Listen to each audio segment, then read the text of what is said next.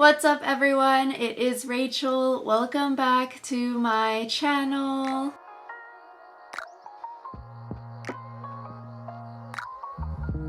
Happy New Year, happy 2024, which is very wild. So we are starting off this year with a question and answer video. I asked y'all over on Instagram if you had any questions for me, so we are going to answer a few here today. So if you're new to my channel, hi, my name is Rachel. I graduated from UC Berkeley in the class of 2020, where I double majored in cognitive science and legal studies. I'm currently working full-time as a paralegal in environmental law litigation, previously working as a paralegal in design patent prosecution, and currently applying to law school this cycle. So that is my brief overview. Let's get into these questions. First question is, do you have any goals that you want to hit this year? Goals that you want to hit by the age of 30? For goals this year, an athletic goal that my friend and I have, we are going to be signing up for a sprint triathlon and train for this race.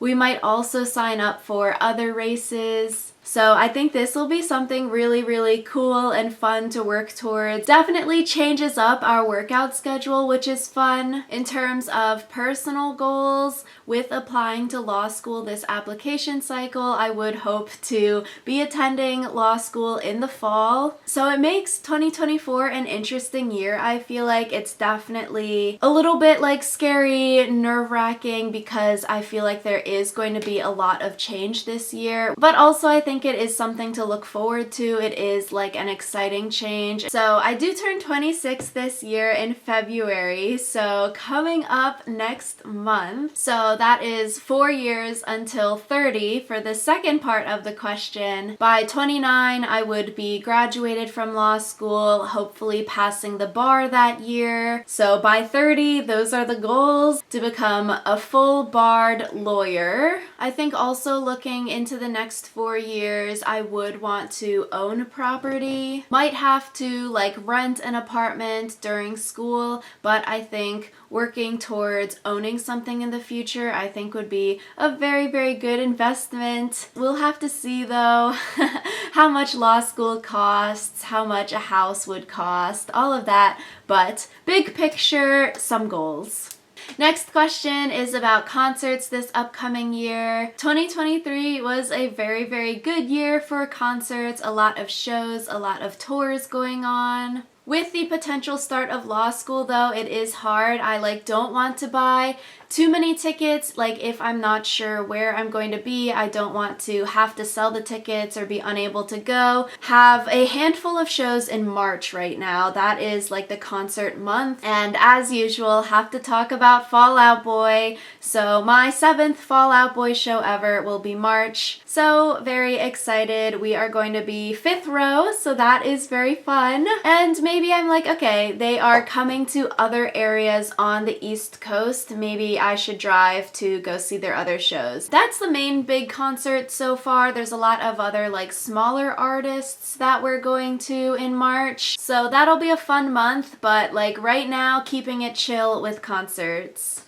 Next question is about what books that I'm currently reading. Last year, low-key, I was slacking on my reading goals because I was just so busy with studying for the LSAT, working, and then applying to law school that I really didn't have a lot of free time, nor the urge to be leisurely reading. At my job, we do a lot of reading, so then reading after work feels tiring because your eyes are tired from looking at the screen all day. So I've been a little bit slacking, but this year I do want to get back into reading books again. Just like 2022, reading over 70 books that year. I think I put my goal on Goodreads for 20 books this year.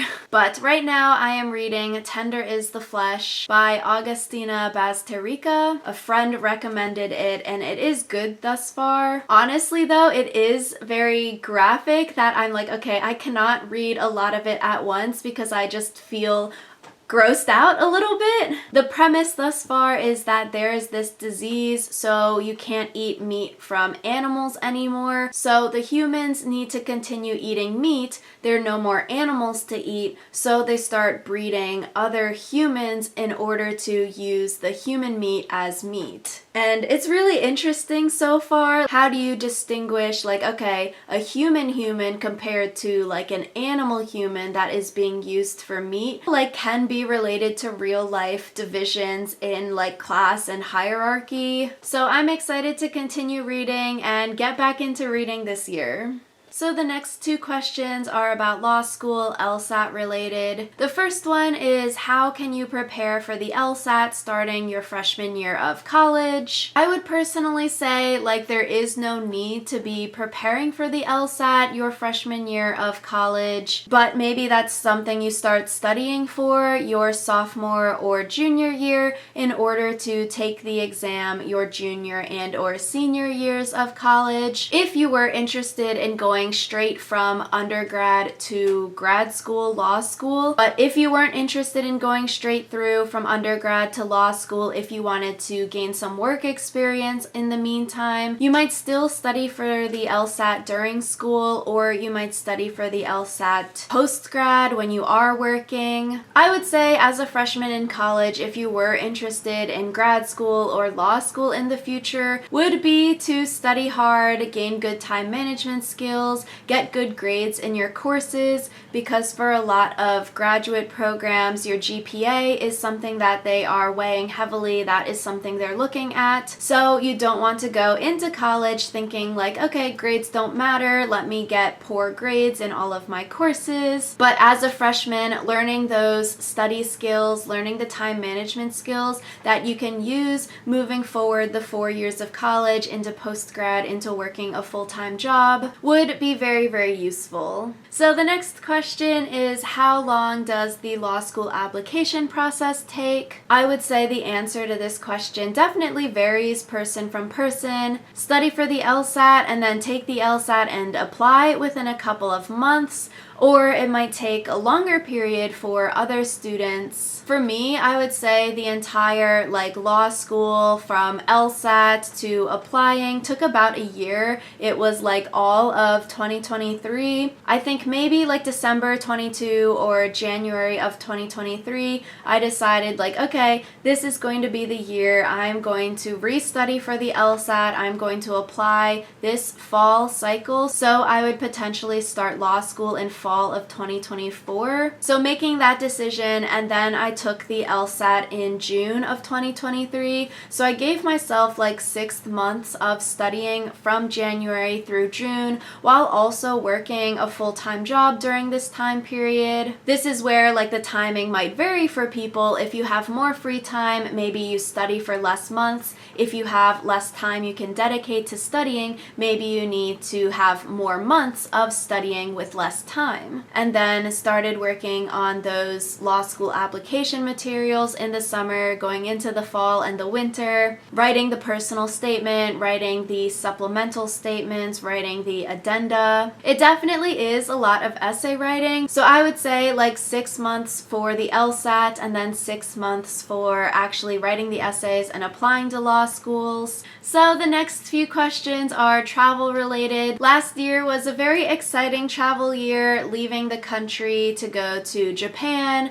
Paris, and London. So first question is, what is your favorite place you visited? Here I would say Mount Fuji, Japan. I would want to go back to Mount Fuji. Like, it is just so pretty there, and the days that we were there it was cloudy most of the time, so I want to go back. I took an earthquakes class in college. Tectonic plates are so interesting, so I would want to go back to Mount Fuji and hopefully see it when the weather is better, and also like you can hike and climb Mount Fuji. So I would maybe want to do one of those expeditions. Like, that seems very, very cool. Next question is about places you want to visit. So for traveling this year in the future, I do have a handful of friends that do like live abroad, so potentially wanting to go and visit them. So one of my friends, she is living in South Korea, so I definitely want to visit her. Another friend might be moving going to Australia for work. So I was like, yo, I will come and visit you. And then another friend lives in Dubai, so I'd be like, I will come and visit. Also, potentially looking at Iceland. The Northern Lights are supposed to be very, very good this year, and there's like a list of countries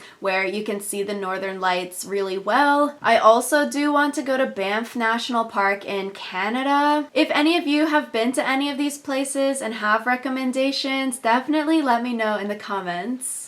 So the last question is the Eiffel Tower overrated? I think from the people that went on this trip to Paris and London, our consensus would probably be that we would go back and visit London again, maybe not necessarily go back to Paris in the near future. But for me, I would want to go to London again. We were only there for like 24 hours, so I would definitely want to go back to that area and see more. But similar to a lot of things in life, I'm of the mindset that like you've got to try things and do things at least once. Similarly, I'm like, okay, everyone should go skydiving once. I've been skydiving once. You just got to try things, see what you like and what you don't like. I'm of that same mindset when traveling. You got to see something at least once, I think. So yeah, those are some of my answers to these questions. If you have any more questions or any videos that you want to see me do this year, definitely leave a comment below. Thank you all so much for watching, and I will see you all next week. Bye!